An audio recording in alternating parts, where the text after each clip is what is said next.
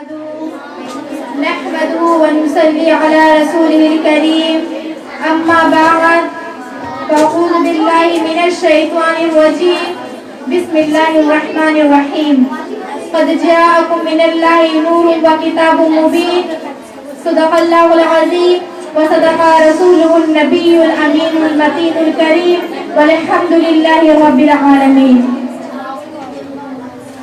ایک مرتبہ حضور پاک صلی اللہ علیہ وسلم کی بارگاہ اقدس میں درود و سلام کی ڈالی عقیدت کی تھالی میں سجا کر پیش کریں اور پڑھیے بآواز بلند درود پاک اللہ رب محمد صلی اللہ علیہ وسلم نحن بعد محمد صلی اللہ علیہ وسلم۔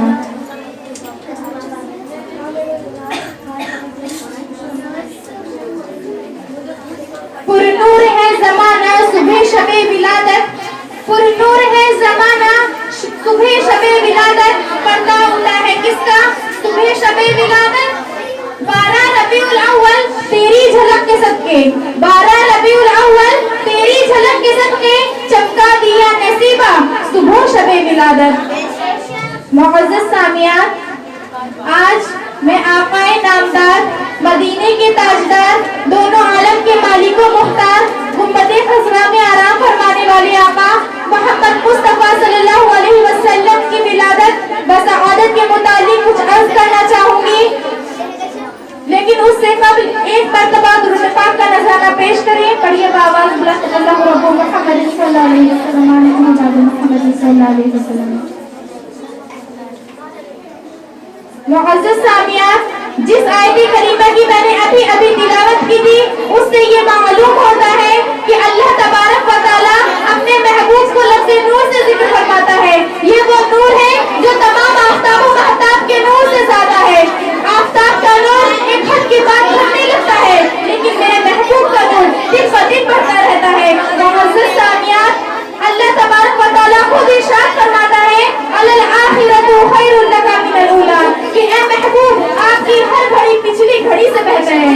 معزز سامعین، آقا نامدار مدینے کے تاجدار دونوں عالم کے مالک و مختار گنبد خضرا میں آرام فرمانے والے آقا کا وہ نور ہے جو تمام مخلوق سے زیادہ بہتر ہے۔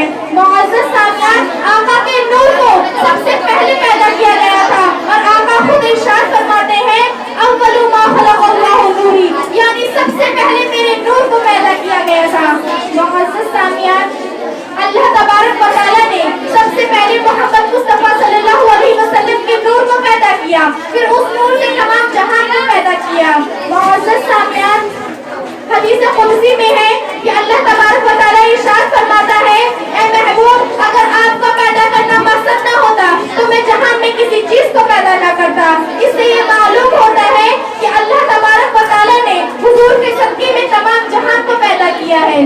اعلیٰ حضرت فاضل بریلوی کیا خوب ارشاد فرماتے ہیں زمین و زمان تمہارے لیے، زمین و زمان تمہارے لیے، مکین و مکان تمہارے لیے، چنین و چنا تمہارے لیے، چنین و چنا تمہارے لیے، بنے دو جہاں تمہارے لیے، بنے دو جہاں تمہارے لیے۔ معزز سامعین، جب حضرت موسیٰ علیہ السلام کو کوہ طور پر بلایا گیا تو موسیٰ علیہ السلام نے اللہ تبارک و تعالیٰ سے عرض کیا یا اللہ تو نے مجھے ایسے مقام سے نوازا ہے کہ مجھ سے پہلے کسی کو یہ مقام عطا نہیں فرمایا۔ تو اللہ تبارک و تعالیٰ نے ارشاد فرمایا کہ اے موسیٰ تیرے کو یہ مقام تیرے دل کے تواضع کی وجہ سے ملا ہے، تجھ کو جو مقام دیا گیا ہے تو اس مقام کو لے لے اور مجھ پر شکریہ ادا کر۔ معزز سامعین، اللہ تبارک و تعالیٰ اور یہ بھی ارشاد فرماتا ہے کہ اے موسیٰ تو میری توحید کے ساتھ محمد کی محبت کر رہنا۔ تو موسیٰ علیہ السلام عرض کرتے ہیں یا اللہ تیری توحید کے ساتھ محمد کی محبت ضروری ہے۔ تو اللہ تبارک و تعالیٰ ارشاد فرماتا ہے اے موسیٰ اگر محمد اور اس کی امت نہ ہوتی تو میں کائنات میں کسی چیز کو پیدا نہ کرتا، اے موسیٰ میں تجھے بھی پیدا نہ کرتا، یہاں تک کہ میں اپنی ربوبیت بھی ظاہر نہ کرتا۔ معزز سامعین، کسی شاعر نے کیا خوب کہا ہے جب منظور میلاد نبوی نہ ہوتا، جو منظور میلاد نبوی نہ ہوتا تو اظہار شان الہی نہ ہوتا، ملک جن و انسان کوئی نہ ہوتا، ملک جن و انسان کوئی نہ ہوتا، کسی شے کا نام و نشان نہ ہوتا۔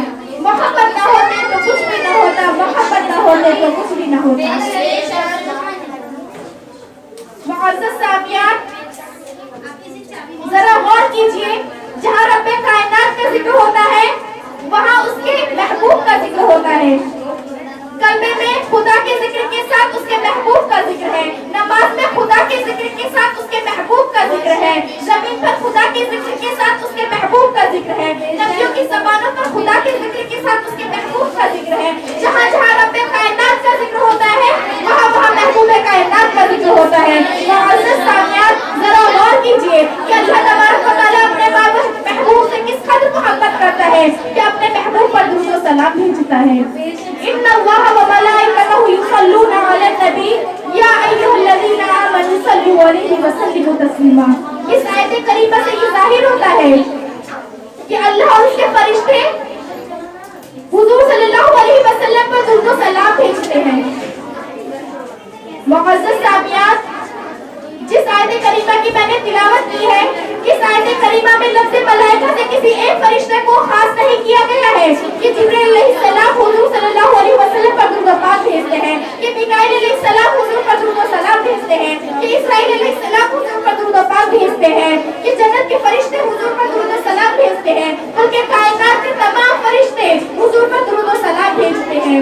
معزز سامعین ذرا غور کیجیے کہ اللہ کی ذات رسول کی ذات سے افضل ہے, اللہ کی سنت رسول کی سنت سے افضل ہے.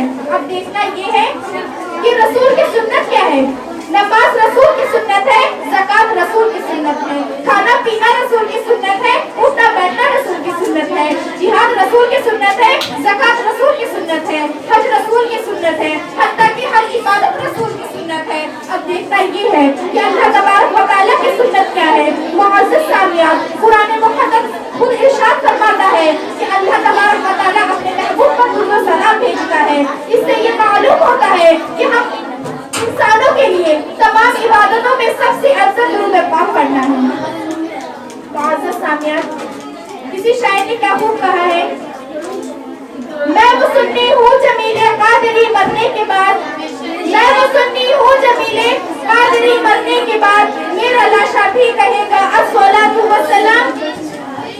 یا شہنشاہ مدینہ یا شہنشاہ مدینہ الصلاۃ والسلام, زینت عرش معلی الصلاۃ والسلام. معزز سامعین جب حضرت موسیٰ علیہ السلام سے کوہ طور پر اللہ تبارک و تعالیٰ نے کلام فرمایا تو اللہ تبارک و تعالیٰ نے ارشاد فرمایا اے موسیٰ کیا تم چاہتے ہو کہ قیامت کے دن تمہیں پیاس نہ لگے. تو موسیٰ علیہ السلام نے عرض کیا یا اللہ قیامت کا دن تو وہ دن ہوگا جس دن لوگ بھوک پیاس کے بارے بلک رہے ہوں گے, یا اللہ جس کے ذریعے میں پیاس سے بچ سکتا ہوں. تو اللہ تبارک و تعالیٰ نے ارشاد فرمایا کہ اے موسیٰ تو میرے محبوب پر درود پڑھ, تو محمد مصطفیٰ صلی اللہ علیہ وسلم پر درود پڑھ, تجھے قیامت کے دن پیاس نہ لگے. کسی شاعر نے کیا خوب کہا ہے, ہر درد کی دوا ہے صلی علی محمد, ہر درد کی دوا ہے صلی علی محمد, تعویذ ہر بلا ہے صلی علی محمد. جنت مقام ہوگا دوزخ حرام ہوگا, جنت مقام ہوگا دوزخ حرام ہوگا, دل میں لکھ لیا ہے صلی علی محمد, دل میں لکھ لیا ہے صلی علی محمد. اب میں اپنی تقریر کو اس دعا کے ساتھ ختم کرنا چاہوں گی کہ اللہ تبارک و تعالیٰ ہم کو خوب خوب حضور محمد مصطفیٰ صلی اللہ علیہ وسلم کی سے محبت کرنے کی توفیق عطا فرمائے. وما علینا الا البلاغ.